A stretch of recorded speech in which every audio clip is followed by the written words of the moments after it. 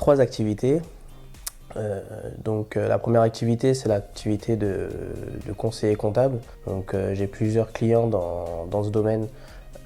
C'est des petites structures où il y a 1-2 salariés maximum. Donc ça, c'est une activité que j'ai un peu mis à l'écart, ou du moins que je réduis pour me concentrer sur la partie juridique. Donc ça, c'est ma deuxième activité pour le coup.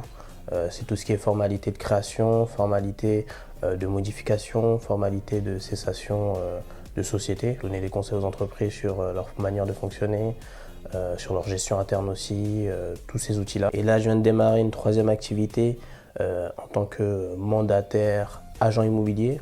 En plus de mes 3 activités, je suis aussi salarié en tant que collaborateur comptable au sein d'un cabinet d'experts comptables. J'ai rencontré une fille qui s'appelle Idaline, qui m'a présenté une activité dans le marketing de réseau qui s'appelait ACN. C'est le premier pas dans l'auto-entrepreneuriat qui a été une très grosse expérience pour moi parce que j'ai pu travailler à mon compte, j'ai rencontré énormément de personnes, j'ai fait énormément de formations sur qu'est-ce que l'entrepreneuriat, qu'est-ce que le leadership, qu'est-ce que la confiance en soi. En 2016, j'ai créé ma première micro-entreprise dans le conseil comptabilité.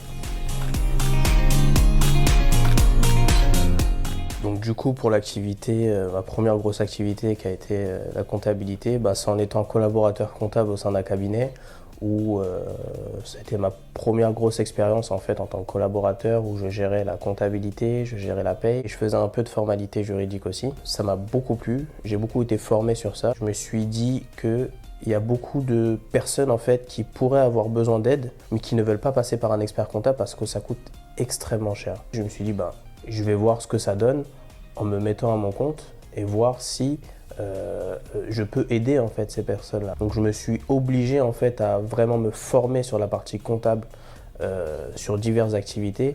Et également, je me suis formé dans ce cabinet sur la partie juridique pour pouvoir diversifier en fait mes prestations. Pour la partie mandataire immobilier, du coup, en projet, j'étais sur de l'investissement locatif. Donc je faisais pas mal de recherches, de formation aussi sur tout ce qui était investissement locatif. Et du coup, en me penchant dessus, je me suis dit, il y a peut-être quelque chose à faire en plus de l'investissement locatif sur la partie immobilière. Donc du coup, je me suis auto-formé aussi sur cette partie-là.